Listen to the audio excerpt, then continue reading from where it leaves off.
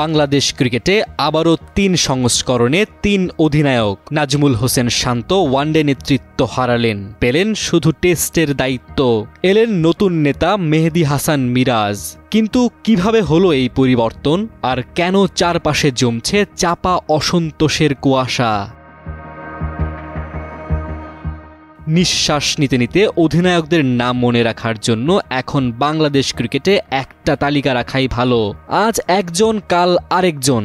এ যেন ক্রিকেট নয়, বরং দায়িত্ব পালাবদলের নতুন রূপকথা। একটা সময় ছিল যখন একজনই ছিলেন ৩ ফরম্যাটের নেতা, অথচ এখন বাংলাদেশ আবার ঢুকে পড়েছে সেই পুরনো গোলক ধাঁধায়। সবচেয়ে বড় প্রশ্ন, নাজমুল হোসেন শান্ত কি স্বেচ্ছায় নেতৃত্ব ছেড়েছেন, না তাকে সরিয়ে দেওয়া হয়েছে? উত্তরটা এখনো ঘোলাটে।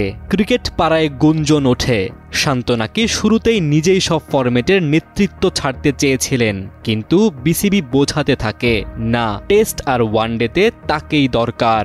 শান্ত রাজিও হয়ে যান। টি-20 ছাড়লেও মনে করা হচ্ছিল অন্তত ওয়ানডে দলে নেতৃত্বে থাকবেন। কিন্তু শেষ মুহূর্তে হঠাৎ করে তার হাত থেকেও সেই দায়িত্ব খসে পড়ে। অবাক করা ব্যাপার হলো, শান্তকে নাকি বিসিবি একবারও খোলামেলা আলোচনা করে কিছু বলেনি। তাকে শুধু জানিয়ে দেওয়া হয়েছে, তুমি আর ওয়ানডের অধিনায়ক নও। এটাকে কি আলোচনার প্রক্রিয়া বলে?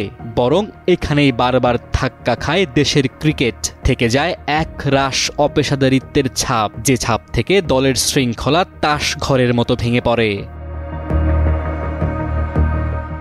শান্ত টেস্ট অধিনায়ক হিসেবে গতকাল যখন শেরে বাংলা স্টেডিয়ামে সাংবাদিকদের সামনে এলেন, তখনও জানতেন না তার ওয়ানডে অধ্যায় শেষ। অথচ আজ একই জায়গায় এসে সংবাদ সম্মেলনে ওয়ানডে অধিনায়ক হিসেবে আত্মপ্রকাশ করলেন মেহেদী হাসান মিরাজ। তিনিও জানতেন না আগে ভাগে, কালই নাকি তাকে সিদ্ধান্তটা জানানো হয়েছে। গণমাধ্যম সূত্রে জানা যায়, এক জরুরি জুম মিটিংয়ে বিসিবি সিদ্ধান্ত নেয় মিরাজ হবেন 1 বছরের জন্য ওয়ানডে অধিনায়ক। ক্রিকেট পরিচালনা বিভাগের প্রধান নাজমুল আবেদিন ফাহিম নাকি বলেছিলেন, সামনে খেলা আছে, তাড়াতাড়ি সিদ্ধান্ত নিতে হবে, তোমাকে আমরা দায়িত্ব দিতে চাই। আর এই তাড়াতাড়ি সিদ্ধান্তের ভেতরে লুকিয়ে কত না অনাকাঙ্ক্ষিত তাড়াহুড়ো। অবশ্য মিরাজের জন্য এই দায়িত্ব একেবারেই নতুন নয়। গত বছর শান্ত চোটে পড়ায় তিনি 2টি টেস্ট ও 4টি ওয়ানডে ম্যাচে নেতৃত্ব দিয়েছিলেন। যদিও 4 ওয়ানডের সবকটিতেই হারে বাংলাদেশ। তবে সেই অভিজ্ঞতাকে এবার পুঁজি করতে চান মিরাজ। বললেন, তখন হঠাৎ করে নেতৃত্ব পেয়েছিলাম, সেটআপ ছিল শান্তর, আমি শুধু মাঠে দল চালিয়েছি। এবার যেহেতু সময় বেশি, পরিকল্পনা করে এগোতে পারবো।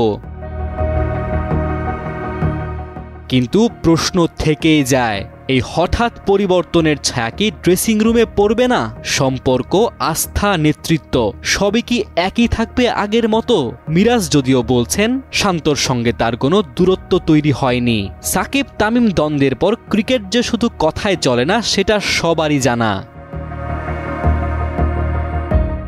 বাংলাদেশ ক্রিকেট আবার এক অনিশ্চয়তার অধ্যায়ে পা রাখল, যেখানে নেতৃত্ব 3 ভাগে বিভক্ত। অতীতে এমন ছকে কতটা সাফল্য এসেছে সেটি রেকর্ড জানে। নতুন করে সেই ছক আবার খেলা শুরু করেছে বিসিবি, নতুন মোড়কে, পুরনো গল্পে। এখন দেখার অপেক্ষা, এক এক ফরম্যাটে এক এক নেতা এই ছক দলকে কোথায় নিয়ে যায়। ডেস্ক রিপোর্ট, সময়ের আলো।